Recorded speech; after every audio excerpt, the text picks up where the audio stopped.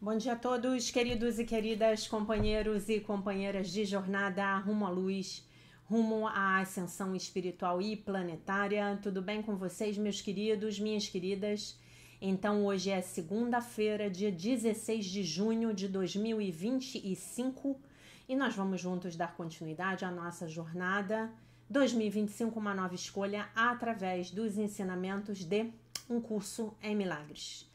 Estamos agora na lição de número 167, que declara: só existe uma vida e eu a compartilho com Deus. Não existem tipos diferentes de vida, pois a vida é como a verdade. Não tem graduação. É a única condição na qual tudo que Deus criou compartilha. Eu acho que tem um erro aqui nessa preposição. Eu acho que ele tinha que ser: é a única condição a qual tudo que Deus criou compartilha, né? Então, como todos os seus pensamentos, a vida não tem oposto. Como todos os pensamentos de Deus, a vida não tem oposto. A morte não existe porque o que Deus criou compartilha da sua vida. A morte não existe porque não existe um oposto para Deus. A morte não existe porque o Pai e o Filho são um. Nesse mundo parece haver um estado que é o oposto da vida. Tu o chamas de morte. Mas aprendemos que a ideia da morte toma muitas formas. É a única ideia subjacente a todos os sentimentos que não são supremamente felizes. É o alarme ao qual respondes quando não reages com perfeita alegria. Todo pesar, toda perda, ansiedade, sofrimento e dor, até mesmo um pequeno suspiro de cansaço, um leve desconforto ou o menor olhar de reprovação estão admitindo a morte. E assim negam que tu vives. Pensas que a morte é do corpo. No entanto, é apenas uma ideia irrelevante ao que é visto como físico. Um pensamento está na mente, pode então ser aplicado segundo a direção da mente. Mas, para haver mudança, é na sua origem que o pensamento tem que ser mudado. As ideias não deixam a sua fonte. A ênfase que esse curso dá a essa ideia se deve à sua centralidade nas nossas tentativas de mudar a tua mente sobre ti mesmo. É a razão pela qual tu podes curar, é a causa da cura. É por isso que tu não podes morrer. A verdade dessa ideia te estabeleceu uno com Deus. A morte é o pensamento de que estás separado do teu Criador. A morte é o pensamento de que tu estás separado do teu Criador. Uau! É a crença segundo a qual as condições mudam. As emoções se alternam devido a causas que tu não podes controlar, que não fizeste e nunca podes mudar. É a crença fixa, segundo a qual as ideias podem deixar a sua fonte e adquirir qualidades que a fonte não contém, tornando-se diferentes de sua própria origem, a parte dela em espécie, assim como em distância, tempo e forma. A morte não pode vir da vida. As ideias permanecem unidas à sua fonte. Podem estender tudo o que a sua fonte contém. Nisso podem ir muito além de si mesmas, mas não podem dar origem ao que nunca lhes foi dado. Assim como foram feitas, será o que vierem a fazer. Assim como nasceram, farão nascer. E de onde vieram, para lá retornarão. Então vou explicar isso aqui de um jeito para vocês que vocês vão entender. Imagine que você tem uma planta, né? E essa planta, ela vai dar origem a brotos, tá? Essas são as ideias, tá? Imagine que você tem uma roseira, num roseiral. Então, essa roseira, ela vai dar origem a brotos. Se essa roseira tiver rosas vermelhas, assim serão as rosas dos seus filhos, dos seus brotos, tá? As ideias nunca deixam a sua fonte. Então, vamos dizer que tudo que vem do ego é falso, assim como o ego. E tudo que vem de Deus é verdadeiro, assim como Deus. tá? Então é disso que ele está falando aqui. Assim como foram feitas, será o que vierem a fazer. As rosas serão vermelhas. Assim como nasceram, farão nascer. Farão nascer rosas vermelhas. Porque a roseira original é uma roseira de rosas vermelhas. Se for uma roseira de rosas brancas, fará nascer outras roseiras de rosas brancas. Entenderam? É isso. A mente pode pensar que dorme, mas isso é tudo. Não pode mudar o que é o seu estado desperto. Não pode fazer um corpo nem habitar no interior de um corpo. Aquilo que é alheio à mente não existe, porque não tem fonte. Pois a mente cria todas as coisas que são, e não pode lhes dar atributos que lhe faltem, e nem modificar o seu próprio estado mentalmente ciente e eterno. Não pode fazer o físico. O que parece morrer é apenas o sinal da mente adormecida. O oposto da vida só pode ser uma outra forma de vida. Como tal, pode ser reconciliada com o que criou. Na verdade, não é um oposto. A sua forma pode mudar, pode parecer ser o que não é. Mas a mente é mente, desperta ou adormecida. Não é o seu oposto em nada que tenha sido criado, e tampouco naquilo que ela parece fazer quando acredita estar dormindo. Deus só cria a mente desperta. Ela não dorme e as suas criações não podem compartilhar o que ele não lhes dá, nem dar lugar a condições que ele não compartilha com elas. O pensamento da morte não é o oposto dos pensamentos da vida. Para sempre, sem qualquer tipo de oposição, os pensamentos de Deus permanecem eternamente imutáveis, com o poder de estenderem-se por toda a eternidade imutavelmente, porém ainda dentro de si mesmos, pois estão em toda parte. O que parece ser o oposto da vida está apenas dormindo. Quando a mente opta por ser o que não é e por assumir um poder alheio que não tem, um estado estranho no qual não pode entrar ou uma condição falsa que não esteja dentro da sua fonte, ela apenas parece ir dormir um pouco. Sonha com o tempo, um intervalo em que parece acontecer, em que o que parece acontecer nunca ocorreu, em que as mudanças forjadas são sem substância e em que todos os eventos não estão em parte alguma. Quando a mente desperta, apenas continua tal como sempre foi. Hoje sejamos as crianças da verdade e não neguemos a nossa santa herança. A nossa vida não é como imaginamos. Quem pode mudar a vida por fechar os olhos ou fazer de si mesmo o que não é porque está dormindo, vendo em sonhos o oposto do que é? Hoje não pediremos a morte sob nenhuma forma. Tampouco deixaremos que opostos imaginários da vida habitem um só instante onde o próprio Deus estabeleceu o pensamento da vida eterna. Hoje nos esforçamos para manter o lar santo de Deus, tal como ele o estabeleceu, e tal como a vontade de Deus determina que seja para todo o sempre. Ele é o Senhor do que pensamos hoje. E nos seus pensamentos que não têm opostos, compreendemos que há uma só vida e essa compartilhamos com ele, com toda a criação e também com os seus pensamentos, aos quais ele criou numa unidade de vida que não pode se separar na morte e deixar a fonte de vida de onde veio. Nós compartilhamos uma vida porque temos uma só fonte, uma fonte da qual nos vem a perfeição que permanece sempre nas mentes santas, que ele criou perfeitas.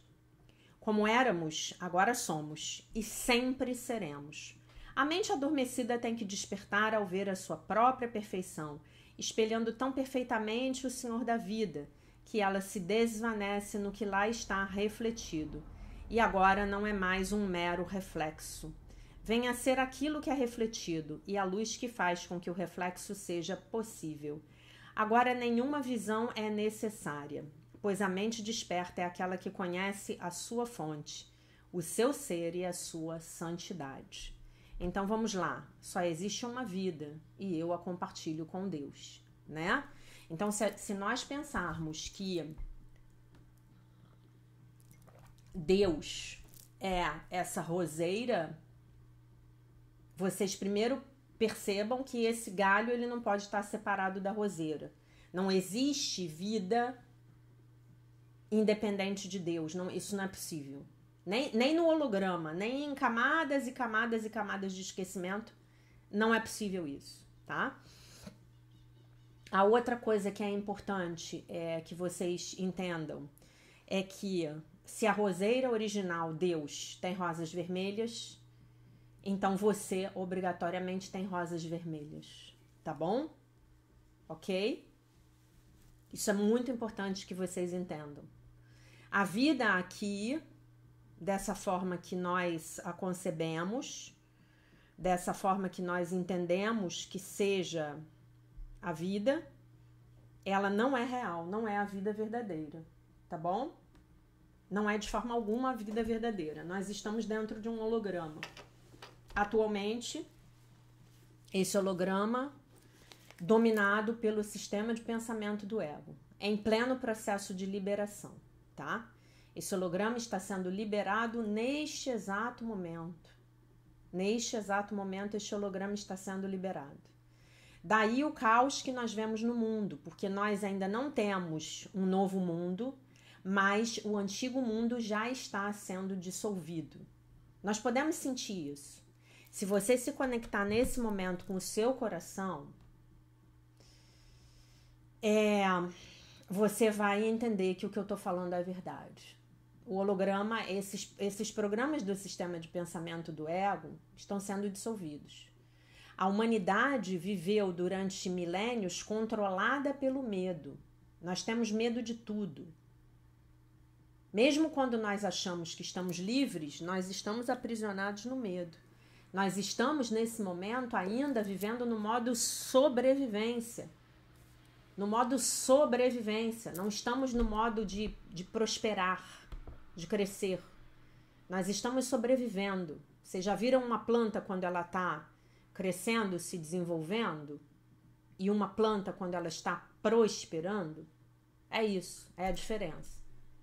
Né? Falei sobre isso com vocês, dando o exemplo aqui da minha planta aqui em casa. Né? E isso está sendo dissolvido. Dissolvido. Nós precisamos sair dos programas de sobrevivência do ego, que são baseados na tríade ímpia: pecado, vergonha, culpa e medo. O universo é abundante. Só que dentro dos programas do sistema de pensamento do ego, nós não conseguimos acessar a abundância do universo. Existe para todos. Ah, mas tem 8 bilhões de pessoas no mundo. Não tem problema, tem para todos. Se tivesse 50 bilhões de pessoas no planeta, teria para todos. Porque a natureza do universo é abundância, tá? Deus é abundante, tá? Mas nós, comandados pelos programas do ego negativo, não conseguimos acessar essa abundância. A causa primária: nos vemos separados do nosso Criador. Acreditamos que pecamos. Então estamos na tríade ímpia, que começa com a crença no pecado. Disso vem a vergonha, que é o primeiro sentimento que Adão e Eva metaforicamente experimentam lá quando há a queda do homem.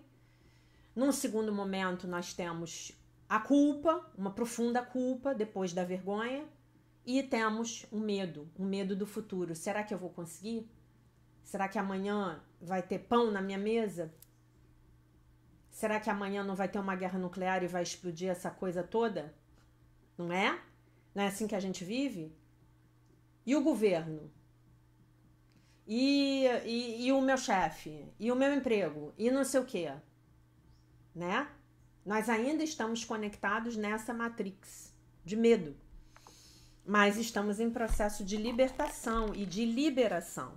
E quando você pratica essas lições, você está trazendo uma quantidade de luz, ancorando uma quantidade de luz crística imensa no planeta. Então você está ajudando na libertação planetária, na ascensão planetária, para que nós consigamos alcançar essa meta. Tá? Você não precisa fazer nada. Só pratica, só medita, só entra em conexão, não precisa fazer mais nada. como é que se diz? Se ocupe de resolver suas coisas, seus problemas e ajude o próximo. Você não precisa fazer mais nada, né? Não precisamos subir no caixote de sabão, como diz o Dr. Kenneth Wapnick, para pregarmos um curso em milagres. Não, saia na rua hoje sendo o milagre de alguém. Você já tem uma mente focada no milagre. Você já sabe como é essa mente, você já pode escolher ficar nessa mente. O mundo pode estar desabando à sua volta, mas você vai falar, hoje eu escolho me focar no milagre. Um milagre vai acontecer. Porque mesmo que o caos esteja chegando para a minha vida, eu afirmo hoje que o resultado desse caos vai ser maravilhoso. E vai ser muito melhor do que eu jamais poderia imaginar. Tá? Ok? Entendem isso? Muito bem. Vamos para o texto de Melody Beach, A Linguagem da Liberdade, do dia 16 de junho.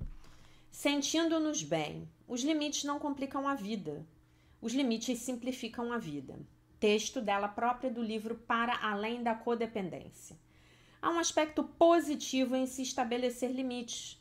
Aprendemos a ouvir a nós mesmos e a identificar o que nos magoa e aquilo de que não gostamos. Mas também aprendemos a identificar o que nos faz nos sentirmos bem. Quando estamos desejosos de correr alguns riscos e começamos realmente a fazer isso, melhoramos a qualidade de nossa vida. Do que gostamos? O que faz com que nos sintamos bem? O que nos dá prazer? Gostamos da companhia de quem? O que nos faz sentirmos-nos bem de manhã? O que é uma coisa prazerosa em nossa vida? Quais são as pequenas atividades diárias que nos fazem sentirmos-nos cuidados e acariciados? O que atrai o nosso ser emocional, espiritual, mental e físico? O que verdadeiramente nos faz nos sentirmos bem? Há muito tempo nos privamos. Não há necessidade de fazer mais isso, não é preciso. Se algo o faz sentir-se bem e se a consequência for o amor próprio e não a derrota, faça-o. Hoje farei por mim mesmo as pequeninas coisas que tornam a vida mais agradável. Não me negarei às coisinhas agradáveis e saudáveis. Então hoje eu vou dar um dever de casa para vocês. Especialmente para as minhas alunas, mulheres, que têm mais dificuldade com isso. Não que os homens também não tenham que fazer o dever de casa, tá? Mas para a mulher, normalmente é mais difícil. Hoje você vai se colocar como prioridade. Hoje você vai dizer um não. De uma maneira muito gentil, você vai dizer um não. Não, hoje não vai dar. Hoje eu vou ao cabeleireiro. Hoje eu vou à manicure. Por sinal, a minha já está vencida. Hoje eu vou à manicure. Hoje eu vou fazer um tratamento estético. Já que eu não tenho dinheiro, não tem problema. Faça as suas unhas em casa. Faça uma hidratação no seu cabelo em casa. Semana passada eu fiz uma no meu. Com um produto que eu adoro, que é muito caro. Mas é mais barato comprar o produto e fazer a hidratação em casa, né? Que é uma hidratação dessa que eu fiz no meu cabelo. Nossa senhora, aqui no Rio deve estar uns R$1.000, né? Então faça uma hidratação no seu cabelo. Faça as suas sobrancelhas. Escolha um novo tom de batom para você. Compre uma calcinha nova, tá? É isso. Hoje você vai se priorizar. Hoje você vai parar e vai falar, uau, eu vou fazer uma oração. Aqui, eu vou parar tudo que eu tô fazendo, eu vou fazer uma oração. E isso pode ser se priorizar, tá? Isso aqui é estabelecer os limites de forma saudável, tá bom? Muito bem, meus amores. Nós vamos ler mais um pouco.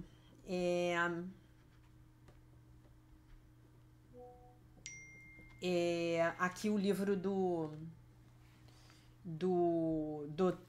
preletor Katsumi Tokuhisa, Prosperidade está na mente. Então, estamos no capítulo Plenitude e o nome do texto é A Igualdade nas Diferenças. Olhem isso. Assisti a uma mesa redonda de jovens que tinham acabado de se empregar.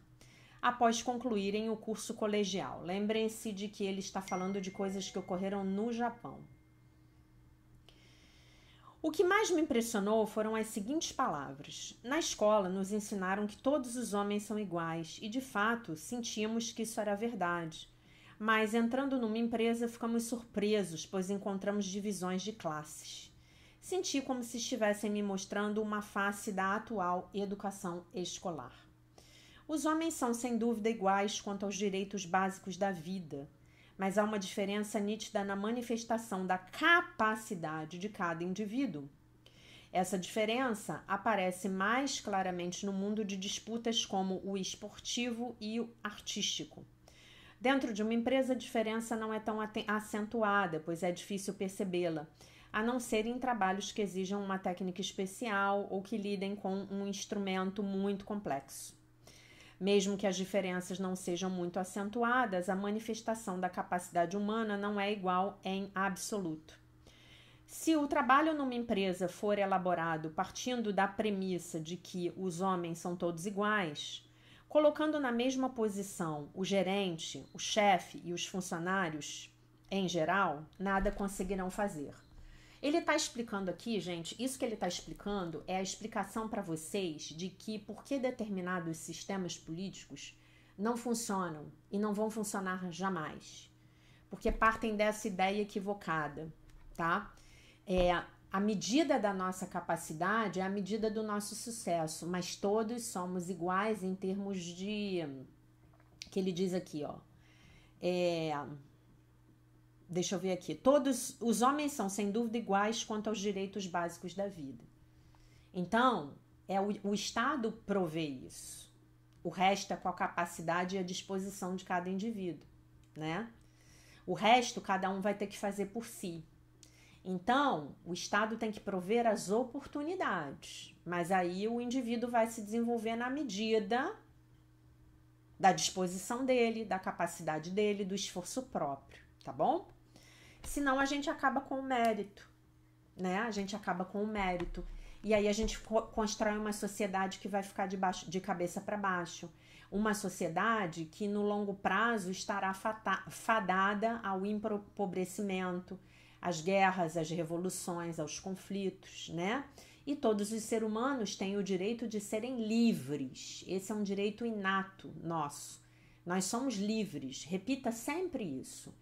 Eu sou livre, eu sou livre, eu sou livre, eu sou livre, eu sou livre, eu sou livre. Repita sempre isso.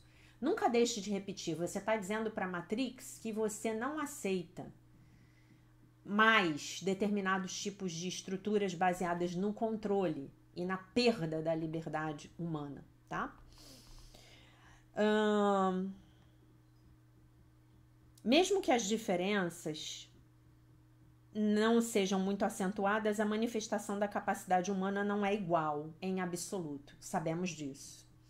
Se o trabalho numa empresa for elaborado partindo da premissa de que todos os homens são iguais, colocando na mesma posição o gerente, o chefe e os funcionários em geral, nada conseguirão fazer. É muito importante que as pessoas se respeitem mutuamente como seres humanos, mas ao trabalharem numa organização chamada empresa, cada qual precisa executar plenamente um trabalho diferente, atribuído a si. Só assim essa organização demonstrará a sua força. Cada uma das células que compõem o corpo humano da cabeça aos pés são iguais na sua composição fundamental. Mas, se esmagarmos o corpo e formarmos um único bolo de carne, já não teremos um ser humano. Há uma força que organiza cada célula, formando a cabeça, os olhos, os pulmões, as pernas, fazendo com que cada órgão do corpo humano funcione de forma diferente. Essa força é a vida, e quando ela encerrar o seu trabalho, o corpo entrará em decomposição. Lembrando que o professor Katsumi Tokuhisa, ele era médico ginecologista, largou a carreira da medicina para se dedicar a Seichonoye e ao movimento de iluminação da humanidade com o mestre Masaharu Taniguchi. Ontem foi o aniversário de 40 anos do falecimento do nosso amado mestre. De modo semelhante, não é possível criar uma empresa apenas reunindo 100 ou 200 pessoas absolutamente iguais. Ela só poderá funcionar como um organismo quando houver a atuação da vida, isto é, da sabedoria que organiza as pessoas reunidas, dando uma função diferente a cada uma. Então, se ficarmos apenas clamando pela igualdade, sem darmos atenção às diferenças e à ordem hierárquica, só haverá a destruição do organismo, empresa. Nós, seres humanos, somos cidadãos de uma nação, organização, membros de uma sociedade, organização, e ao mesmo tempo fazemos parte de uma comunidade, de uma organização empresarial. Por isso, se vivemos como partícipes dessas organizações, temos a necessidade de estarmos bem cientes de que em toda organização existem diferenciação e hierarquização. Se os jovens disseram que ficaram surpresos ao verem que existem classes numa empresa, é consequência da educação escolar que só lhes ensina a igualdade, sem lhes ensinar a necessidade de haver diferenças e hierarquias em quaisquer organizações. Eles usaram a palavra classe para se referir às diferenciações e à ordem hierárquica, imprescindíveis numa organização, demonstrando assim total ignorância no assunto. Uma coisa, gente, que leva à ruína de uma sociedade é você não respeitar a hierarquia, a precedência de quem veio antes, né? O respeito aos mais velhos, o respeito aos antepassados, né? Por que a gente vê isso acontecendo hoje na nossa sociedade ocidental de um modo geral? Porque nós estamos tão feridos emocionalmente, o sistema de pensamento do ego, ele alcançou numa tal proporção a mente das pessoas, que as pessoas mais velhas, elas estão muito infantilizadas. Porque as crianças feridas estão muito feridas. As crianças interiores estão muito feridas. Então, o jovem acaba tendo que, muitas vezes, assumir o papel de tomar conta do mais velho. Mas isso está errado. O mais velho tem que ser o repositório da experiência, da cultura, da sabedoria, da inteligência, para passar isso para o jovem. E o jovem docilmente recebe essa herança, tá? Então, só para vocês não se esquecerem disso. Eu sempre dou exemplo para vocês dos índios norte-americanos. Nas tribos originais dos índios norte-americanos, o conselho da tribo era só dos anciões. Os anciões definiam o destino da tribo. Os guerreiros, os jovens, protegiam a tribo. Entendem? As mulheres e as crianças, né? Protegiam a origem da vida e a vida enquanto está brotando, né? Então está tudo de cabeça para baixo. E o pior, a gente diz que está tudo certo. E que agora é que é bacana e que antigamente não era. Não é por aí. Se em nome da igualdade não obedecermos o comando e as orientações superiores por considerá-los uma herança do sistema classista, não poderemos ser bons membros de uma organização. À medida que evolui a cultura humana, mais acentuadas vão sendo as diferenças dentro de uma organização. Quanto mais inferior é um animal, mais simples é a sua constituição, chegando ao ponto de não podermos distinguir a cauda da cabeça.